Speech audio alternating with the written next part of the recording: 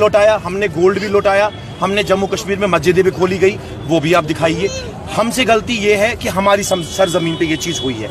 इसका मतलब ये नहीं है कि हर कोई मुसलमान गुनहगार है। आप पर कोई सवाल नहीं खड़े कर रहा, लेकिन पाकिस्तान हिंदू, लेकिन पाकिस्तान हमें उनसे क्या है? Don't discuss Pakistan here.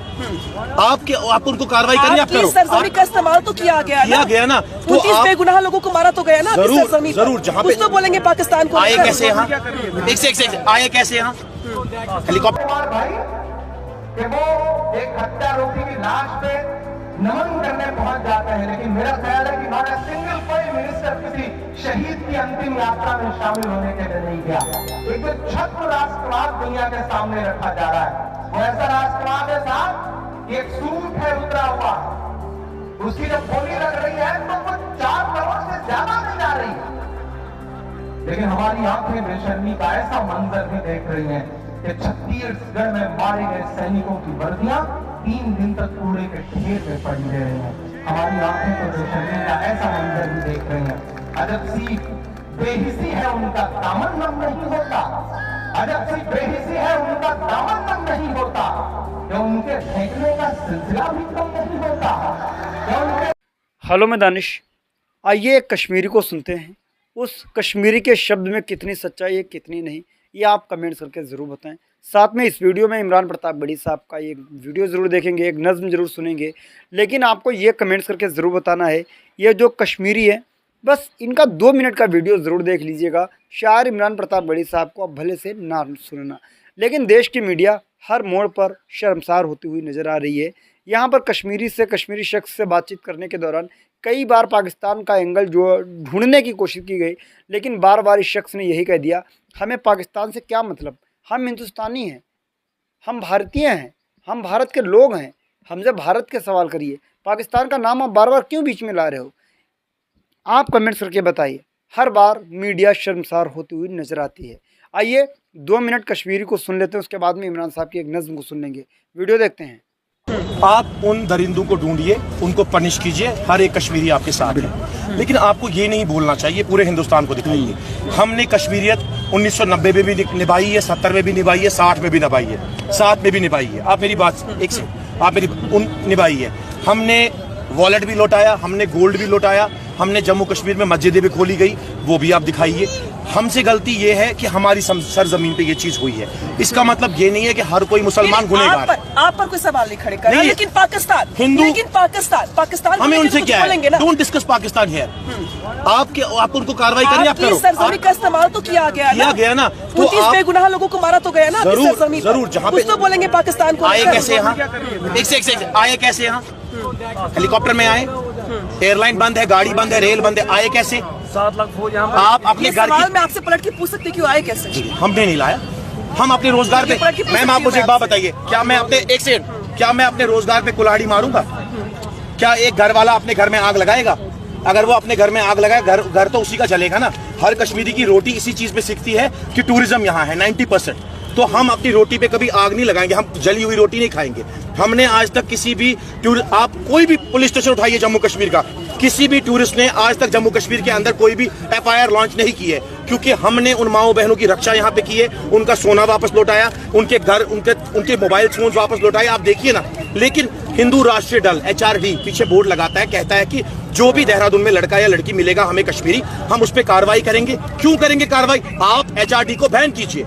किस तरह से? वो क्या हम हिंदुस्तानी नहीं है? I have Indian passport, I do have Indian passport, I have Indian Aadhaar card, मैं हिंदुस्तानी हूँ। I have also fought 2 elections, parliament election and other elections. Pakistan को लेके खुल के बोलिए ना। हमें उनसे क्या, हम उनके बारे में डिस्कस ही क्यों करें? हम अपने हिंदुस्तानियों के बारे में डिस्कस करेंगे। हमारे हिंदुस्तानी भाइयों के साथ ऐसा हुआ, हम खड़े हैं, हमारी दुकानें बंद है, हमारा कारोबार बंद है। दोस्तों आप एक वीडियो देख चुके हैं। कश्मीरी शख्स ने कई बार टर्निंग की, हम पाकिस्तानी नहीं हैं, हम हिंदुस्तानी हैं, हम भारतीय हैं, हमारे पास पासपोर्ट है, हमारे यहाँ हमें 2 तरीके के वोट डालने के अधिकार हैं, अदर वोट्स, पार्लियामेंट्री वोट। जी हाँ दोस्तों, लेकिन मीडिया कर्मी ने बार बार पाकिस्तानी का जिक्र किया, लेकिन उस शख्स ने यही किया कि पाकिस्तान से हमें क्या मतलब, आप बीच में बार बार पाकिस्तान को क्यों ला रहे हैं? खैर कोई बात नहीं, कमेंट्स करके बताएं। मीडिया कर्मी जो भी सवाल करना चाह रही थी, क्या वो उनका सवाल करना सही था या गलत, हमें इससे कोई मतलब नहीं है। और जो शख्स जवाब दे रहा था कि हम पाकिस्तानी नहीं हैं, हम भारतीय हैं। इनका ये जवाब सही है या उनका वो सवाल पूछना सही था, कमेंट करके आप ज़रूर बताएं। आइए शायर इमरान प्रताप गढ़ी साहब को सुन लेते हैं।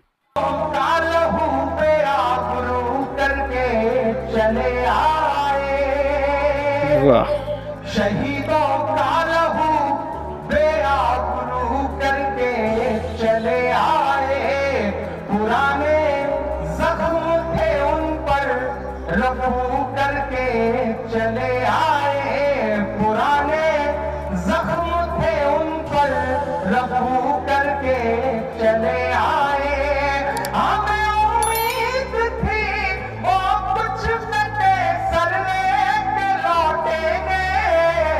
क्या गजब है। आपको याद है ना, हेमराज के सर के बदले 10 सर ला रहे थे साहब। मैं अभी तक उसी ख्वाब में हूँ, उसी सपन लोक में हूँ। तो मैं पढ़ता हूँ, हमें उम्मीद थी वो कुछ कटे सर लेके लौटेंगे,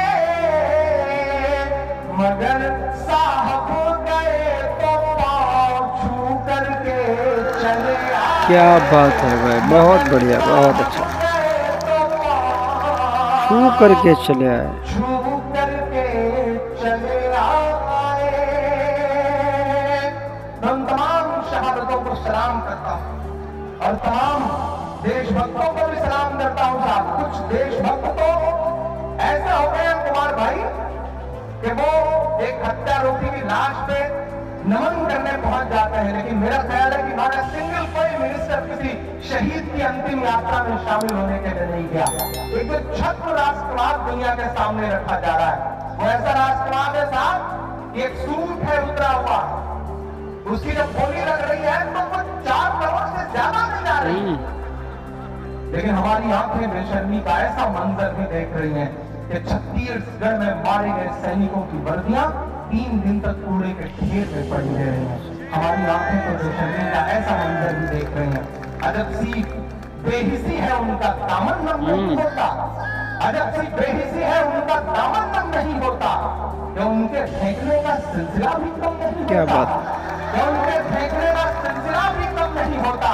जो कल तक कुत्ते के पिल्लों का भी मातम मनाते थे, उन्हें अब सैनिकों की मौत गम नहीं होता। वाह, सैनिकों की मौत का भी गम नहीं होता। मैं 4 दिन से आखिरी सिलसिले के पढ़ता हूँ, उसके बाद एक नई नज़्म आपको सुनाता हूँ। मुझे लगता है कि किससे बात की जाए, किसके सामने अपना दर्द गाया जाए। मैं उसी व्यापारी तक पहुंचता हूँ साहब, वो गुजरात का एक दलाल व्यापारी जो उससे 4 करोड़ में एक सूट खरीदा, बाद में उसके बदले में उसे बहुत कुछ मिल भी गया। मैं उससे गुफ्तगू कर रहा हूँ, मैं उसके नाम 4 मिसरे करता हूँ। आदरणीय मनीष भैया, संजय भैया, इन सबकी दुआएं चाहता हूँ। पढ़ता हूँ सुनेगा, ये बुढ़ापा क्या खरीदा है, जवां मर्दी खरीदो तुम।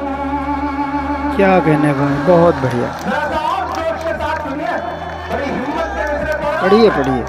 कि बुढ़ापा क्या खरीदा है, जवा मर्दी खरीदो, जवां मर्दी खरीदो तुम, वतन के चाहने वालों की हमदर्दी खरीदो तुम।